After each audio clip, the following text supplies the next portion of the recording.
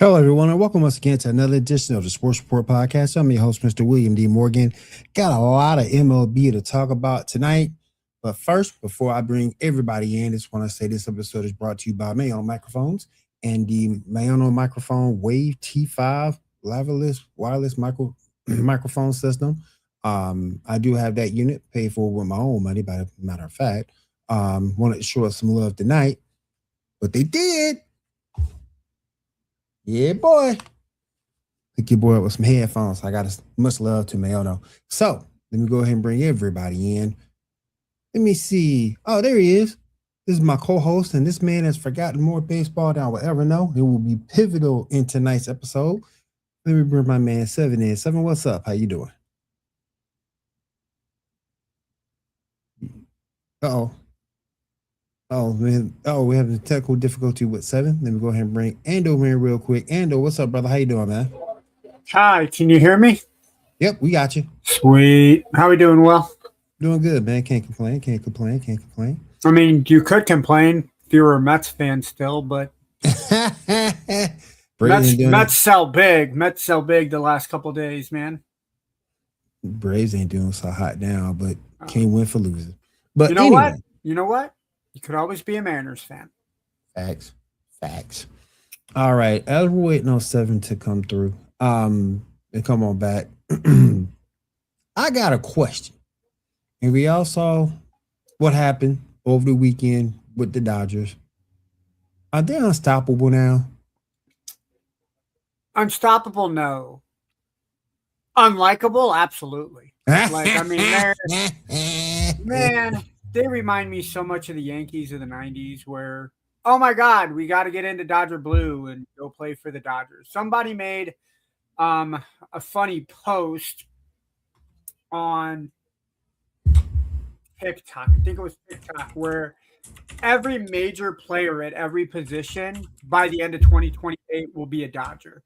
So whoever the best first baseman is going to be a Dodger. Mookie Betts, because of his contract, will still be a Dodger. Bobby Witt Jr. will go from Royal Blue to Dodger Blue. Julio Rodriguez will go from Seattle to LA. And then their starting rotation is every single ace. So Jacob from Milwaukee, the kid throwing 106 miles an hour almost every single pitch. Tarek Skubal, Shohei. And then their closer, believe it or not, was reinvented 2004, Mariano Rivera. So yes. Unstoppable, no. But I think this is going to raise a lot of eyebrows. I think this is going to be kind of that piece of the cake that leads to baseball being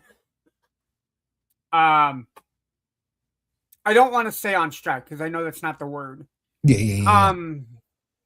But I don't think we see baseball. Excuse me.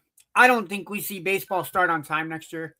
Because of stuff like this, man. And I know the argument that people will say that other teams could have offered what the Tigers offered the Dodgers for Tarek Skubal. The problem is that like Seattle could have, but first off, Seattle is not LA. I will never compare Seattle to Los Angeles, right? And I'm from Seattle. If I could go to LA or Seattle, I think the first or second time you give me that option, I'm gonna go to Seattle. After that, I'm gonna go to LA because there's so much more to do in LA than there is Seattle. Ladies and gentlemen, Seven is back. Oh my goodness. Sorry about the technical issues. I apologize. Were you being deferred to the Dodgers as well? Is that what took you so long? No, the payment. What it was is the podcasting gods were like, he's about to come unglued. Let's give him another minute to cool down. We're gonna give him something to distract himself by. Real quick, Brandon, what's up, brother? What's up, Brandon? Buy here, play here, Dodgers. If you can't beat them, just buy them. So true, so true. But I think Seven will agree. I mean, every team could have made the same offer for Tarek Skubal. Yes, but at the end of the day, because of what the Dodgers have going, because of especially the last 2 years, I would argue and say the last 3 or 4 years, the pedigree and what the Dodgers have become, which is this unstoppable franchise. Even though they've won the last 2 years before that, I knew we were joking about them turning blue because of how bad they choked. You're guaranteed to make it to the playoffs. Hell, what? They have an 11-game lead in the NL West already. Yeah, it's. If I could go to LA and make billions of dollars, yeah, I would. What was that you just threw up, Seven? Nope, nothing. It's money only. I feel you, Brandon. Okay, so here's the thing. The first Andrew is correct. The cost that was paid by the Dodgers could have been paid by every other team. Now every other team is operating under the risk that he's a rental because it's assumed he's going to sign with the Dodgers in the offseason. And everybody's like, oh, well, just this is more reason that we need a salary cap. This is 2024 season. Most recent numbers that I could find. This is how much of the revenue that the team received that got put back into payroll. Maybe we don't need a salary cap, or if we do have a salary cap, we need to tell these teams at the bottom that you've got to have at least 50, 60% of your revenue going back into payroll. Maybe we set the cap at 85%. That makes sense, actually. Yeah. I mean, because I understand when you've got the Dodgers and the Mets up here, and they're obviously still up here in this range this season. So we can, we don't have to mince words there. But if we're going to do a salary cap, let's put it a percentage of the revenue. All these owners do is do everything they can to increase revenue. Well, guess what? 60% of your revenue at a minimum has to go into your players' pockets. I go with that. That's a salary cap. I can roll with that. And the players have every ounce of incentive to agree to the salary cap.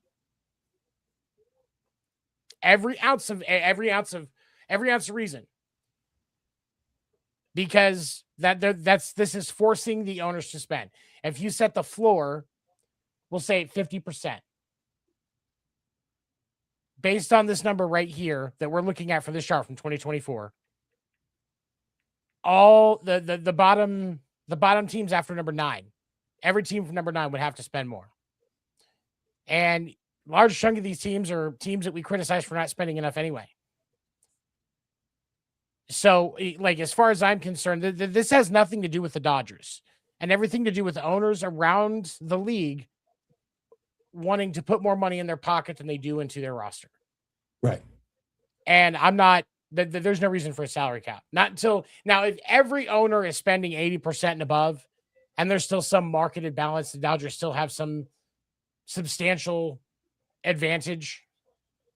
There's multiple teams that are spending $200-300 million a year, and the teams that are spending less are not making it, then we can talk about an actual dollar amount. But why don't we have these owners put their ass on the line? You have to spend a minimum of X percent of your revenue and no more than max of whatever percent. That's how the cap is designed. Then you do the NBA soft cap system with a percentage, with a tax, and look at player projections for this roster. And Tarek Skubal's like this, he's not even the best pitcher on that team. He might be number 3 or 4. Yeah. Depending on how you rate some of these pitchers that they have. Yeah. I would say Yamamoto's having a really solid season this year. Yeah. I mean, Yamamoto's definitely the ace on that team. Yeah. And then you can start to argue from there at 2, 3, or 4. Yeah. But Skubal is how old? 28? He's 30? I thought he was 28. 30. My bad. He's 30.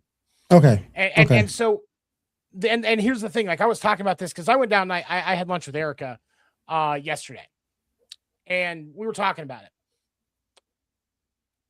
The deal, based on the research that she and I could find, the deal that he wants is like 7 to 8 years, probably around $375 million. Every team in Major League Baseball should be willing to pay that amount. If you're not willing to pay that amount for a pitcher like Tarek Skubal, you're a fucking idiot. I do have some pretty wicked farts. I've cleared out some buildings before. And it's actually, this is green. This is the Fenway Green Sox jersey. I don't hate the Dodgers for doing what literally every team should have done. What I do hate is these bottom tier owners playing victim when they in fact are the problem. But Tony, the Dodgers supposedly have a top-notch farm system, but they don't like to use them. Win now. Here's the thing. And I'm going to use this as an example because you raise a valid question, but let's talk about this. Christian Campbell, Boston Red Sox, one of the top prospects last year. So good in spring training before the 2025 season that he made the opening day roster. He was Rookie of the Month in April. Rookie of the Month, April 2025, Christian Campbell. The Red Sox signed him to a 7-year extension. Christian Campbell could not adjust. And after that first month, he fell apart. He's in AAA right now, floundering. Wow. He may not make it in baseball to the end of his deal before he's just done. Having a lot of great prospects is really nice, but there is no guarantee that they are going to pay off. And if you're the Dodgers and you're expected to win now and you're going for a three-peat and that's your focus, all that farm system is a list of resources that you have to get what you want. And the Yankees would do the same thing in that scenario. The Red Sox did do the same thing. I think we're going to talk about that trade. I am not a fan, but every team does that. That's why the Red Sox had to have Chaim Bloom as the GM for a while. He fixed that farm system. He's doing the same thing right now in St. Louis, but he's actually also building the team that's on the field. And as a result, we're getting a much better product. I get that it's extreme for one player, but sometimes you have a generational talent. The rules are different. When Tarek Skubal fell off the board, other pitches started falling that quick. Mm-hmm. Freddie Peralta, gone. Kevin Gausman, gone. Bubic from Kansas City left today too. Bubic went from Kansas City today. Clay Holmes was traded. It was that quick. The rest of the league was waiting for that piece to fall. Yeah. And so it's because that set the tone. Robbie Ray from Giants also went too. I wish Rob Manfred would have retired before he became commissioner. I think I will be honest and say I think there are some things that he's done right. I like the pitch clock. There are people that argue against it. They're wrong. The pitch clock has done very well for baseball. I like, but then there's the ghost runner in the playoffs, in the extra innings, but only during certain times. Rob Manfred is largely responsible and was a huge advocate for the ABS challenge system, which has done great things for baseball already this season. Go ahead. How does that make you feel? Congratulating Manfred like that? Does that leave a bad taste in your mouth? I have some bile in the back of my throat. Okay, I just want to make sure. He was about to throw up for a little bit. But okay, I just want to make sure. Who do I think was better, Selig or Manfred? Manfred, because he never pretended he was something other than what he was. Bud Selig did everything. Bud Selig was a politician. Robert Manfred is actually more of a commissioner. He's not. I don't think he's the best commissioner, but he's certainly better than Bud Selig. Bud Selig seemed more like a hired. Selig to me seemed more like a hired puppet. They're all hired puppets. They all work for the owners. They're supposed to be a mediator, but they all work for the owners. They're all hired puppets. It's for me. The thing with Manfred is he doesn't understand players. He doesn't understand fans. Right. He's a lawyer by trade. He understands contracts and negotiations and legality. And that's why he's, those are important pieces. But when your commissioner has the personality of an unfilled out D&D character form, unfortunately, you're going to have some issues. And I don't like Manfred. I wish he would retire immediately. I wish he'd retired every day previously. But he's still better than Bud Selig. Tarek Skubal is going to do good things in with the Dodgers. The Dodgers are a force to be reckoned with. They were a force to be reckoned with when they got swept by the D-backs 4 years ago. They can lose at any point. This doesn't make them. I don't know. I said unstoppable earlier, but now that I'm thinking about the scope of on how the rest of Major League Baseball looks, that unstoppable team just got swept by a team that the 1st of June had the worst record in baseball. Mm-hmm. Yeah. What team was that 7 for our people that don't know that? Oh, that was the Boston Red Sox. Just making sure. Just making sure. Giving it out there to our fans. The Dodgers can be beat. What can't be beat is a mindset that the owners are victims, because they are not. What's next in line? Jim Thome. Wait, didn't Jim Thome used to play baseball? Yeah. Like an Indian's first baseman, right? Indian, right? Yeah. And he works with the league. The Brewers lost the deadline. Let's do this. Let's do this question. Who lost the deadline? I would say the Brewers. Who won the deadline? The New York Yankees. You think the Yankees won? And that's got to put bile in the back of your throat too to be able to say that. All right. I just wanted to make sure I was nasty ass taste out of my. Just wanted to make sure, man. Because here's the thing, the rich got rich. The best thing that you can say about the Dodgers is they don't have to face Skubal. That's the best thing you can say about the Dodgers. The Yankees legitimately got better as a team with Luis Garcia Jr. and Helio Ramos. Yeah. Those were 2 of the biggest trades that don't get enough credit. The Yankees. Why let Ramos go though? They had to. They had to. The Nationals aren't going to compete in the East. Mm. You can get assets for the best hitter in the National League, arguably the best hitter in the National League. And I can't believe I'm saying this again as a Mariners fan, but I don't like the Yankees. The Yankees did what they needed to do. They are struggling offensively. They're pitching. Yes. They're pitching as long as they can stay healthy. Their pitching will get them to the playoffs. It's the bats that they need to be able to find that switch. Am I wrong, 7? No, you're right. The bat was a big need. I think that if they had been able to also grab Clay Holmes or Kevin Gausman, I think they would have been in an even better situation. But I think Brian Cashman focused on the important parts, because you can have your pitching be a little weaker if you have a couple more reliable bats. And you're going to get very reliable bats out of Garcia and Ramos. Ramos with the Giants, he was great in the outfield, but he was a stellar at the plate. And I really liked watching him when I would watch the Giants play. And I know there's some Giants fans that are hurting with the fact that he's gone. He was always going to get traded. I'm sorry he was. That one just wasn't working. I think organizationally, there were things that I observed, stuff that happened last year with the way things have been this year. He's a talented player, but that wasn't the right spot for him. I don't know if it was just the coaching style didn't match or what it was. Braves, what do I give them? Ooh. I am going to have to give Alex Anthopoulos a D. Not just because D stands for he's a dick, but also because there are a lot of needs that were left wide open. And that path to the NLCS is going to be a bumpy one.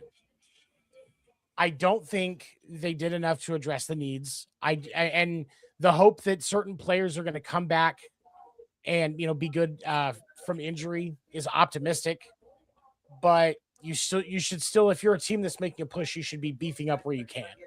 And you can't tell me that there weren't deals that they could have made. They absolutely should have been in the mix for Skubal and aggressive about it. But Alex Anthopoulos does not know how to run a baseball team.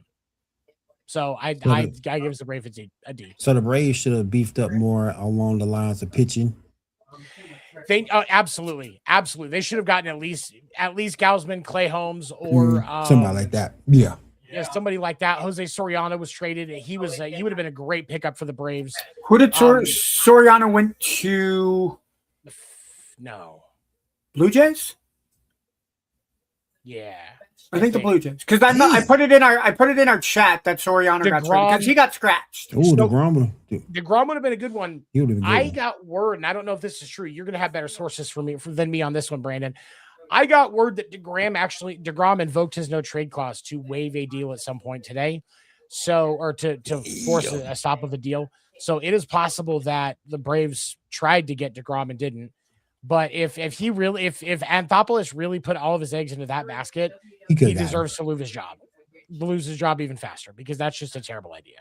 Yeah, the Braves needed pitching badly, especially because obviously we don't know what's going on with Spencer Strider. You may never see him back on the mound in a Braves uniform again. He's already out for the season. Yeah. I'm talking ever again, because he may need there is word that he may need a third Tommy John surgery. Oh wow! And a third one, you're done. Strider. Yeah, Strider. Okay. Schwellenbach not back until mid-September. They needed a starting pitcher badly, probably a bullpen arm. Probably could have used some help in the infield, at least a utility guy, maybe an outfielder or something, as a backup for when inevitably Acuna goes down again. That's gonna hurt, because that rotation gonna get tighter. That rotation, if they can stay afloat until Spencer Schwellenbach comes in, that'll be helpful. But they should have grabbed another starting pitcher. Yeah. That's going to come back and bite him in the tail. So DeGrom so far this season is 7 for 7, or 7-7. So he's 7 wins, 7 losses. ERA of 3.96, which a little higher than average probably. Why would you stay with Texas? You have a better. His family he just doesn't want to move. And he doesn't like working in October, probably. That's gotta be it. The only other team he played for besides the Rangers is the Mets, so that has to be the answer. Yep. He does not like working in October. It's gotta be it. God. I do have a friend of mine watching, but they do not want to chat. They're a Red Sox fan, Seven. Can you give us your opinions and your thoughts about the Red Sox and how they did at the trade deadline? Okay, hold on. Maono, I understand you guys are sponsoring this, and we appreciate you, but for the respect of everybody here, I have to change the logo for a minute. Let's go. Get him, okay. Get him. Hold on, wait. Okay, go. So hold on, let's pull that down. Let's pull that down for a second. Let's. I was looking for a hot take. Okay, here we go. Yeah. So, good evening, everybody, and this is Ando's assessment. I am not Ando. Here's the fucking problem with the stupid fucking deals that goddamn Gollum troll looking Joel Osteen motherfucker did. And I am so sick and tired of these fucking Blazers that are trying to say that Adley Rutschman is going to be the reason that we get to the fucking dance. Are you kidding me? That guy spent more time on the IL this year than I spent looking at Sabrina Carpenter's fucking pictures on Instagram. Are you kidding me? Adley fucking Rutschman for two of the 3 prospects are fucking top 5. Two top 5 prospects, another really good prospect. Oh my gosh. A catcher that's just having a down year. He was one of the reasons that Boston found some success last year. Yes, he's having a down season at the plate. I get that 100%. But now you're going to get rid of a good guy in the clubhouse and a good fucking catcher and 3 of your top prospects for a jackass who's spitting on the fucking. He's played 67 games this year. 67 games this year. Ando has collectively spent more time looking at anime porn on his computer than Adley Rutschman has spent on the fucking baseball field. I would say Poison Ivy. I would say Poison Ivy, not anime. Okay, excuse me. I stand corrected. But you're going to tell me that this was a good trade? Craig Breslow, if this was the best you can do, you don't deserve to sit in that fucking office. You're going to sit here and act like this is really a good deal? You can piss on me, but don't lie to me and tell me it's raining, bro. That is absolute bull to the extreme. There is no way, with the resources that the Boston Red Sox have at their disposal, that is the best you could fucking do. Last giving season, up. you sat on your thumb, swearing up and down that the deals weren't good. This year, you're going to overcorrect like that? Are you serious? Y'all giving up 2 potential top 3 starters and a potential starting outfielder for Adley is wild. Yeah. No, you're 100% correct. That's crazy. This deal makes absolutely no fucking sense. Go put that, somebody go put that deal in the show right now. Go to MLB The Show it ain't going through. and put that deal in the show. It ain't going through. The Red Sox are going to turn that deal down every time. Bro, what I heard sweep over the Dodgers. Well, and that's the thing is, here's the thing: if Adley was healthy, it's still an overpay, but I wouldn't be as angry. If it was one of the two out of Enyenson or Witherspoon, not both of them, I would be a little bit more okay with it as long as Adley was healthy. This was such an overpay, and I don't understand how it took this long to come up with that being the best deal you could do. It makes no sense. I swear to God, Craig Breslow read Mickey Loomis's book on how to GM good and learn how to do other shit good too, and just fucking ran with it. He's looking beyond the results clearly because Jesus H, fucking popsicle. It's always a good show when we can throw Mickey Loomis under the bus. Amazing show. Tell us how you really feel. Hey, Brandon, I'm getting it out tonight, so you guys don't have to worry about it tomorrow. I'm getting it out tonight, letting the stress out, so that when I'm on the show tomorrow, I can just be calm. We don't have to worry about getting in trouble with the FCC. Gotta be GM for Dummies book. Oh my goodness. Yeah, and Carson, you're right. Yeah, they're both really good prospects. I think you guys are going to really like them. I don't like that in the coming years we're going to have to see them 16 times a year. Oh yeah. But well, no, I guess not that much. It's just pitching prospects. But we're going to have to see them that many times a year now and know that we were, Craig Breslow was a dumbass. But we already know that Craig Breslow is a dumbass. So there's not really much we can do about it anyway. But I hope you guys enjoy him. And I wish you guys would have kept Jake Rogers, because I don't know why he was thrown in there. I don't know what we did to deserve that. We already got fleeced. We didn't need to get fucked too. Jake Rogers is so Jake Rogers is the friend that you're doing everything you can to distract while you're trying to bang the hot chick at the bar, because she just looks like a damn tire fire, and you're just trying to get your tongue down somebody's throat. So you throw something that over their direction, go, oh, here's some fucking onion rings, and hope to God that you can actually get some time with her. Why the fuck is he? How is he playing baseball?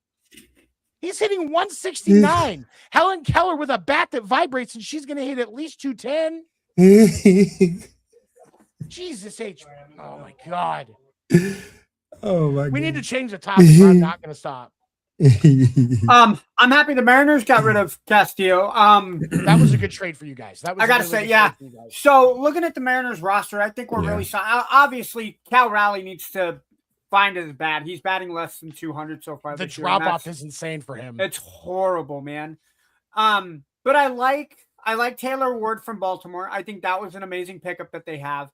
Yeah. I like our starting 5 rotation. I wish we would have gotten another pitcher for relief. I like Jose. Matt Brash, when he comes back off the IL, I think he'll be fine. I've really grown to like Brizardo. I didn't know much about Brizardo before coming into the season. And obviously, Senor Munez and his hot speed. Let's go. I think the biggest thing we need right now is Brendan Donovan to get healthy. And then I like the rotation that we have. Switch out Garver for Raleigh if Raleigh can't hit. Give him a couple days rest. Obviously, J.P. Crawford needs to come back. I think the MVP so far this year has been Randy Rosarina.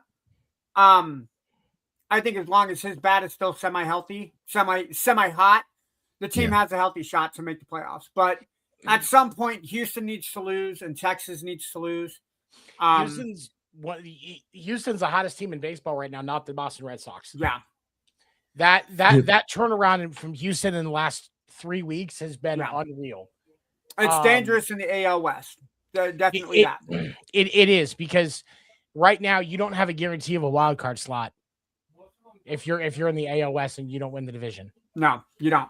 Because with two of your three teams are going to come out of the East. I think Boston and New York or Tampa. Tampa lets it go somehow. Two of those three teams are going to take it, and then you have Cleveland or Chicago. Chicago wins that division. Cleveland gets that last wild card slot. Yeah, as of right now. So then it's going to be the West. As of right now, the West winner will be the only team that makes it. That's in no disrespect to the teams in the West, but it's a very soft division this season. Oh, absolutely. No disrespect taken at all, bro. This season. And so, like, with Cleveland, like, we're going to connect this with what Cleveland, because Cleveland's strategy right now is they are trying to win their division. Yeah. Because they have like a 10% chance of making the playoffs as a wild card team. Right. They have like a 65% chance of making the playoffs, winning their division. Yeah. So they're focused on that division win right now because they don't want to risk it. Whereas when you look at what, and Chicago, they just have to hold. That's all they have to do. So if you're the AL West, you've got to fight that division. You've got to be, you've got to be the third cat fighting for a spot on the ark, and it just started raining. Yeah. Like, you've got to be right. You got to be going. And we got a question here in chat. Do you think Kyle juiced last year and almost got caught and doesn't know? No. I just think his bat's not connecting, bro. Because when he hits homers. He's just not hitting the ball. So. Cal Raleigh, I guarantee you, Cal Raleigh got more random drug tests last year than anybody knows what to do with. That dude spent so much time peeing in a cup, he can probably hit it from 20 paces with his eyes closed. Probably. It's because his results were so unreal. He's had a solid bat, but the connections that he was making last year, and he was seeing the ball different. I'm glad we got rid of Taylor Ward. He looked like Eric Cartman trying to play in left field. He was really bad for us. Hope a change of scenery does him well. Yeah. He actually got traded while he was doing a kids baseball clinic in Baltimore. I'm assuming you're a Baltimore Orioles fan there, Carson. I'm surprised you guys didn't trade Gunnar. I figured if Baltimore would have been trading anybody, you don't think so? No, they're not trading Gunnar Henderson. I think between him and Alonso are basically untouchable for that team. They took calls on Alonso. They just didn't get a significant offer with the stupid contract. They just signed him in this offseason though from the Mets, didn't they? Yeah, but they still got phone calls. But they gave him a little too much money, and so they didn't like what they saw. They'd rather keep him.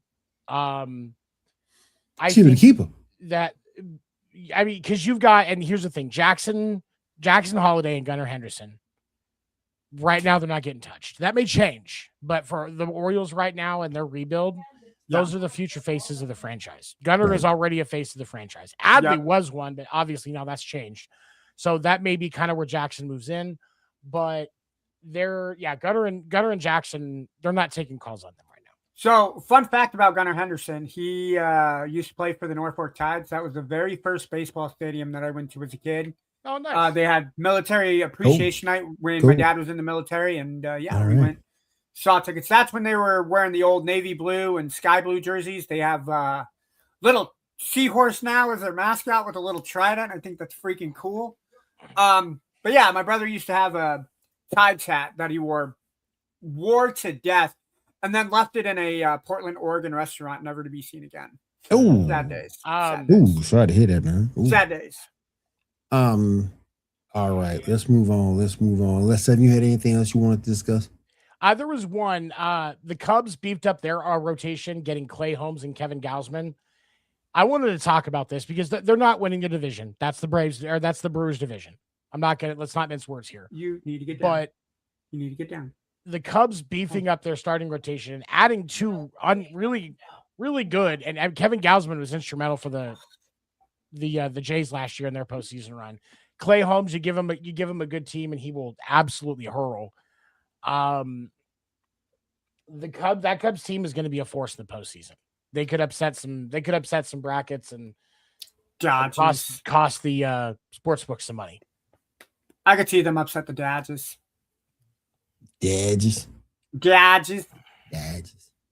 All right.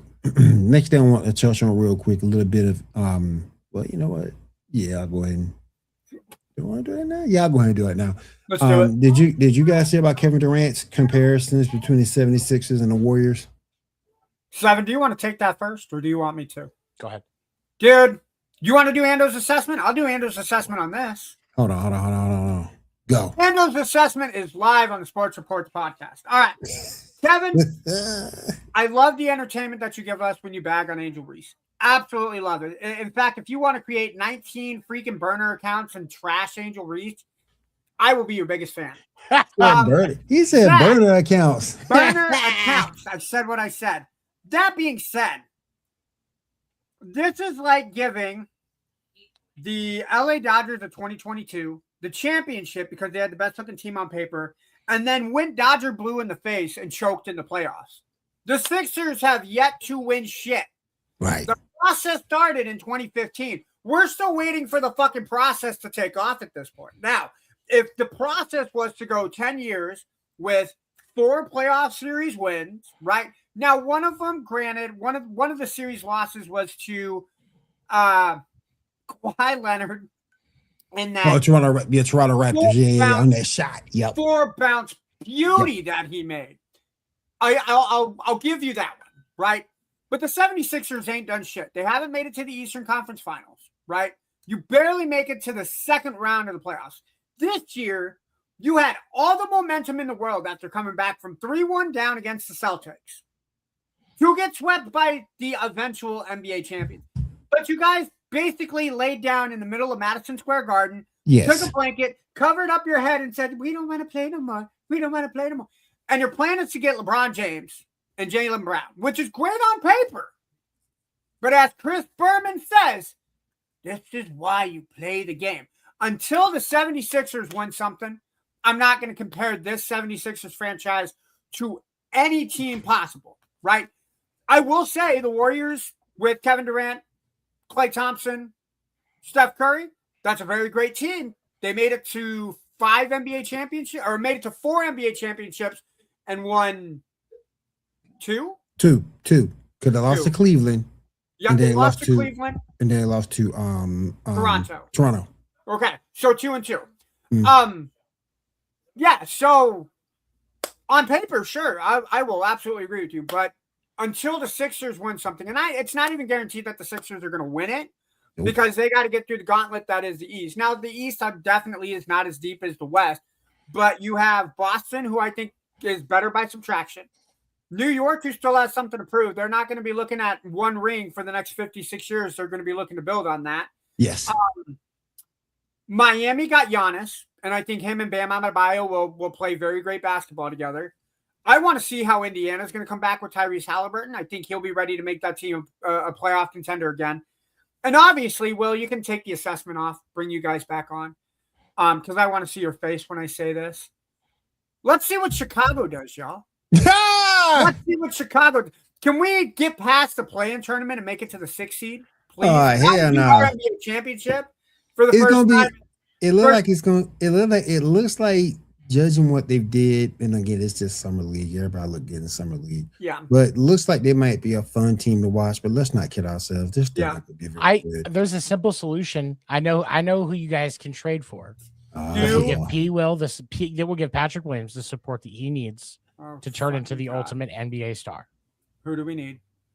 DeAndre Ayton. Chicago's already being talked about. I just spent 5 minutes ragging on Angel Reese's ass. I would bring Angel Reese over P. Will at this point. At least I know Angel Reese is going to give me 10 rebounds a game. They might be 9 offensive rebounds on the same possession, but at least that way I know I'm getting 10 fucking rebounds. Oh my goodness. Good and doggone well. That man got a Dan Sorensen level pictures on somebody P. Will does to stare at that organization. Because good Lord, he's trash, man. I'm gonna say this.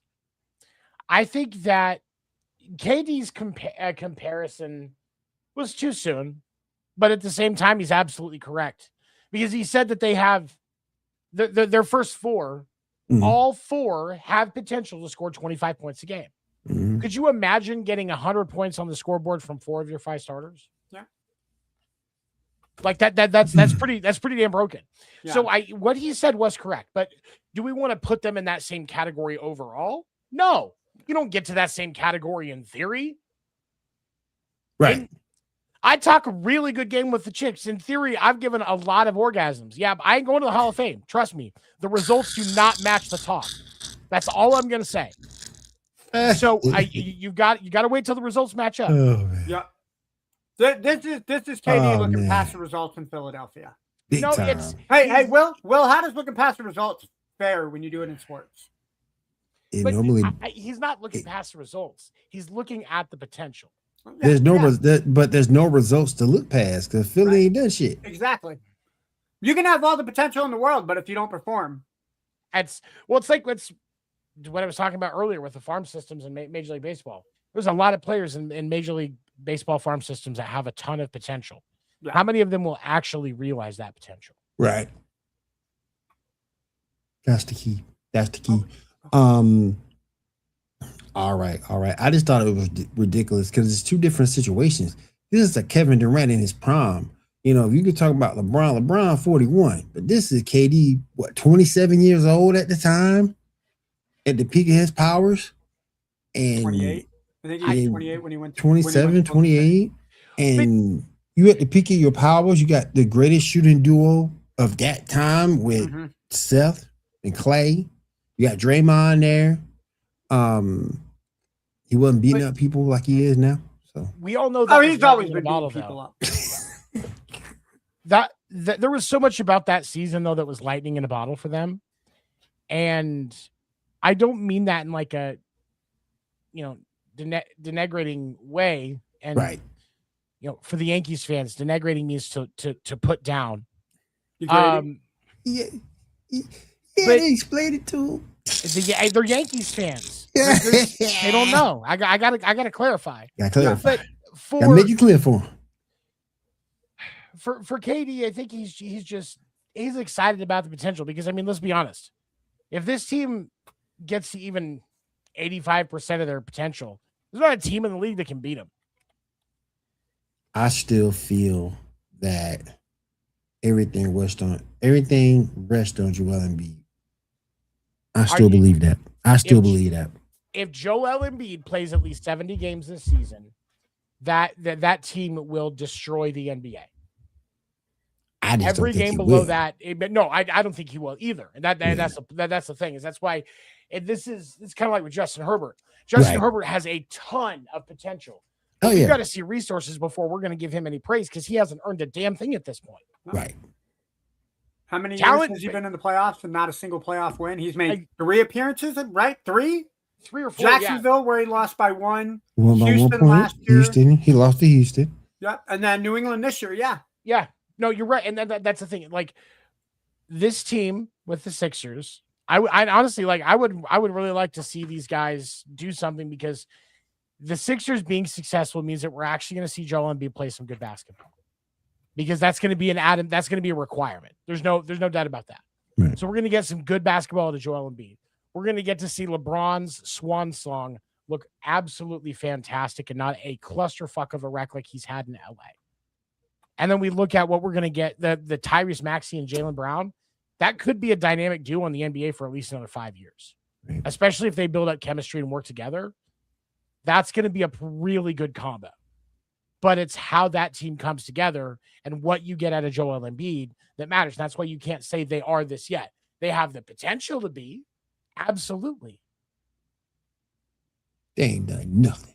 Ain't done a damn thing yet, though. Nope. However, because they ain't done nothing, take a page out of LeVar Ball's book and say they never lost. Never lost. Never lost. Never lost. Never lost. Never lost. Never lost. Never lost.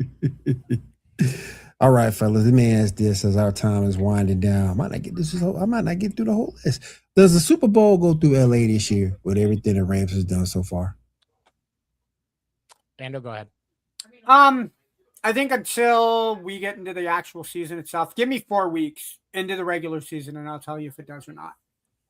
The problem with the NFL is 1 or 2 injuries can completely change the dynamic of your roster. Yeah, we might talk about that in a second. Yeah. So football is one of those that I never count my chickens before they hatch. Like right. You can have a great September and then the rest of the season you just completely eat shit. So give me 4 weeks and I'll let you know. If I had to answer it right now, I'm going to say no. I still think it's Seattle. I think Seattle did just enough to keep themselves at the top of the NFC. Philly could be a contender this year. I really want to see what Detroit does after kind of falling the way that they did. That's going to be interesting. That they're going to be hot dog water. I think that was just lightning in a bottle. Yeah, I think I don't want to say that because I really like when Detroit is good in football because it just adds that. I like Motor City Dan Campbell. I think it's amazing. Perfect spot for him. Yeah, I just. But is he a good coach? Yeah, it's hard to tell. Well, I guess we'll find out this year. Oh yeah. So. No, it doesn't. It does go through Seattle. You to be the best, you got to beat the best. If LA wants to be the best, they've got to go through Seattle. That division is Seattle's. That conference is Seattle's. And whoever the AFC team is that wants to go to the Super Bowl, they need to be building to beat Seattle. Because Seattle, just like Ando said, Seattle added resources. Seattle got better in the offseason. Yeah. With the exception of Kenneth Walker. Dude, no, they'll be fine without. They'll be fine without. I think that'd be all right with Charbonnet and the rest of the crew. I think right. The loss of Kenneth Walker not included. They got better, and they were actually kind of lacking last year. Nobody had them making the run that they did. And you're going to give them more time with that and build it up. Yeah. That's the NFC goes through Seattle. Oh. I'm with Ando on this one. Okay. Cool. Holy shit. It's not often you hear that, guys. Staying in that same division. What should we expect from the 49ers this season with all these injuries they're going through? One of the main wide receivers. What did you say, Seven? Just go ahead. No, what did you say? I know you mumbled something into your mic. What did you say? Hold on. Let him finish the question. Okay. I'll start again. What should we expect from the 49ers this coming season? Possibly a step back because of all the injuries that's mounting? A lot of driver's education courses. That's oh my God. So yesterday, I went down to see Erica. My car's not really in the best shape. So I went and rented a car for had some reward points on my credit card. Went to Hertz, rented a car. Had a 2026 Nissan Kick. Not really my style normally. But this vehicle had adaptive cruise control and lane assist and that automatic braking. So once I got to speed, I set it. I had to keep a hand on the wheel. But outside of when I was changing lanes, it kept everything within the line. And I really didn't have to do a lot. Kyle Shanahan turned off both of those functions. Like, how are you supposed to get roadhead with those off, bro? Like, what are you even doing? What's the point of an intern to giving you roadhead if you're going to turn that shit off in your fucking Tesla? But the 49ers, damn it. The 49ers can't get out of their own way. So what do I expect from the 49ers this year? Them getting in their own way. More drama, more stupidity, more distractions, more injuries. More injuries. Yeah. Because they would rather blame an electromagnetic field than a shitty medical team. Or both. You could blame both. Or both. I mean, sure, there's tons of scientific research that says that it's not the electronic substation that's right there. Yeah. Funny, Seattle was playing there 2 weeks and they didn't have any injuries before the Super Bowl. And right. I'm just saying. And there were studies done not just in general about that kind of subject, but they did environmental impact studies there to check if there were things that were actually causing issues and found no correlation. Well, don't forget. There is no excuse for what is going on inside that clubhouse right now. No. Well, don't forget, Ricky Pearsall is on injury reserve and he's going to have to go through surgery for right knee PCL injury, and everything is so bad right now. They had to sign your boy Debo back. The fact that they need to depend on a broken down Mike Evans And as your Debo. number one receiver. Yeah, And if Evans would have been fine. Evans would have been fine as a 2 if you'd have had Pearsall at the 1. Now you're going to put Brock Purdy. Evans was always going to be at the 1. You think so? Oh yeah, Evans. I think Evans would have been number 1. He would draw the defense of the 1, but I would throw it to the chemistry between Pearsall and Purdy. I think would be there, so he could lay back on that while he gets. You want Pearsall in the middle where he's going to get open. Mike Evans is your 1. I'm gonna refrain from what I wanted to say. Pearsall gets shot down in the open. Shit, did I say that out loud? You're a horrible person. Yeah, you did. Yeah, you did. You need to see 7 tomorrow morning. You're gonna have to watch. You're gonna have to go through some sensitivity training now. So. Usually, it's my sexual content that gets me sent to HR, folks. Just a heads up. Pierce, you want Pearsall in the middle. You don't want him on the outside. If he's on the outside, it's because he did a cut route or a slant or whatever, and he's gone through the middle of the field. You want him on the slot. You want him as your 2, your slot, your gadget, because he not only does he have that good relationship with Brock and he can improvise in a way that others can't, but that a young kid like that's got that cut, that agility. Mike Evans has one direction that he can run. It's that way. I just looked at the 49ers depth chart. Evans just joined the injury list 3 hours ago. Dang. Yeah, he got hurt in camp. 3 hours ago, they reported him as one of the injured 49ers receivers. And then you know your boy George Kittle's trying to come back. Yeah. And you can in any moment, Christian McCaffrey can fall down. Yeah. And break his pinky toe. I mean, so the receivers that they got, Mike Evans is hurt. Obviously, you said they just re-signed Deebo Samuel. Yep. Ricky Pearsall isn't even on the roster at this point because he's injured reserve. Christian Kirk is out with an injury. Deshaun Sterling, he's out with an injury, and Brandon Ayuk is out with an injury. I don't think you see Ayuk in a 49ers uniform ever again. No, you won't. All I got to say is rest in peace. Rest in peace, 49ers wide receivers. Yeah, rest in peace for that seat. Rest in peace for this season. Who Brock go throw to? Christian McCaffrey. You really think he's going to have time to get the ball off? They still have Trent Williams. I mean, the line is going to be decent, but if they can stay healthy. But there's nobody to throw the ball to. Yeah, that's that entire offense is just fucked. I hate to say it. Curse of Kyle Shanahan. Crashing and burning. Oh shit! I just went there again. You did it again. You did it again. Oh my gosh! Hold on. Okay, I want to say this in true levity. That's the word, levity. Kyle Shanahan publicly took responsibility for that accident. Okay. You never hear that, and that's true. So I will respect that. Because most of the time when celebrities are in this place, they're like, don't say anything publicly. Right. Just let everything work behind the scenes right. After, comment. I'm glad we could resolve this amicably. No, he took accountability. And so I will respect that. But Kyle, you were either drunk or you're just very, very stupid. And your team is showing. It's going to be tough, man. It's going to be tough. Particularly in that division. With Seattle in the Rams, you're going to be competing with Arizona for the last place spot. Yeah.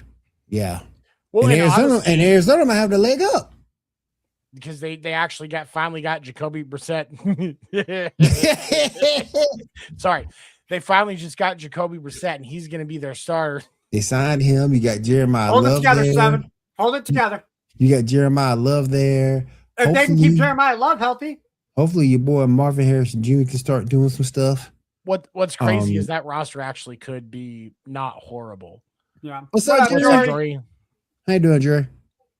If they can get an offensive line to keep Love healthy, that'll take pressure off of Brissett. But yeah, I think Trey McBride, Trey McBride gonna bring it. Yeah. But the make or break is going to be Marvin Harrison because he's your deep threat. If He's gonna have to Harrison do gets the ball, something. that opens up the offense so much. He's more. gonna have to do something. Last year, I think he caught what, like 4 touchdowns, and that was it. Yeah. And how many drops did he have over the course of the season? Yeah, and it was hurt. Mm-hmm. How much of that though stems from the way that it feels to be on that team when your starting quarterback has to sit in a booster seat driving his own car? They don't have to worry about that this year. Exactly. Now they just have a 25-year-old rookie in Carson Bank who could stop it, Seven. Stop it. Nah, fuck Kyler Murray. I don't even care. Yeah. No, look, John's not here, so we can talk shit about the Vikings. John's not here, so we can talk shit about the you must be this kind of quarterback Here's in the Minnesota. thing. If anybody can fix Kyler Murray, it's Kevin O'Connell. So I'm actually legit interested to see what happens because Kevin O'Connell has gotten stuff out of quarterbacks we didn't know was possible. That is true. Kyler Murray could be a black miniature Tom Brady, and we just don't know it yet. And Kevin O'Connell's going to get it out of him. Like we don't even know. Like Kevin O'Connell is probably using Call of Duty. Tom Brady. He is using Call of Duty to unlock the potential that Kyler Murray has. He's going to be like, okay, Kyler, look, if you only play 2 hours of Call of Duty, you get a double XP on the football field, but you have to stick to just 2 hours. That's it. If you play 2.5 hours, you get no XP. Oh, okay, coach, I can do that. So he a miniature Tom Brady.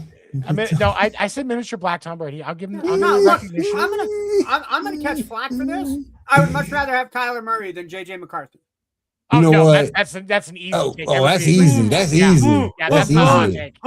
No. Fuck out of here with your I'm 9 shit, dude. No, nobody disagrees with that. That's easy. That's easy. At this point, JJ McCarthy is actually a worse bust for the NFL draft than Jamarcus Russell. Listen, I ain't gonna say yes, because Jamarcus Russell's issues were all in preparation. JJ McCarthy could have a year to prep for one fucking game, and he will not complete a pass. No. Like, he is terrible. They are doing everything they can to fix him. They're not going to be able to. This is going to be Kevin O'Connell's first failure. On. Are you saying that by proxy, because he's a Michigan quarterback, Alabama quarterbacks are just a little bit better than this Michigan quarterback? Is that what you're saying? No. I'm trying to connect the dots. I'm trying to connect the dots. It is actually against my religion to say anything nice about Alabama quarterbacks. Jory, okay. I know you will fight me on that, and I don't care. Jalen Hurts can kiss my white ass. But JJ McCarthy's a terrible quarterback. I don't know how he's still in the NFL. Like, who is it? The Mayo guy. Will Levis. Will Levis. You said that there weren't 32 quarterbacks in the NFL that are better than him. Yeah, there are. But one that's not better than him is JJ McCarthy. Of course, Jory. I'm always trying to get you started. We need that interaction in chat. Let's go. Come on. Let's go. Are you trying to get me started? Yes. Yes. Definitely trying to get you started, Jerry. Definitely. One last thing, and we'll roll out for the night. Baker Mayfield says he felt disrespected by the contract offer the Bucs gave him. 2 years, $100 million total. But yet and still, he says he's disrespected. Is he correct in saying that? Jory, if you put the handcuffs on me, I'll sit next to Damien. If I'm going down, I'm going down laughing. Yes, he's right to be disrespected. He absolutely is. No. He has kept. I mean, you know, your organization's going through the Tom Brady hangover, right? And up and down, and dealing with injury after injury after injury, and he kept that team a contender. Now, granted, the bar was lower than it would be in other divisions because of the division that they're in, but 2 years and $100 million is disrespectful. He's earned at least a longer deal. If you're going to average it out at $50 million a year for a quarterback, that's, I mean, for a mid-tier quarterback, that's not uncommon.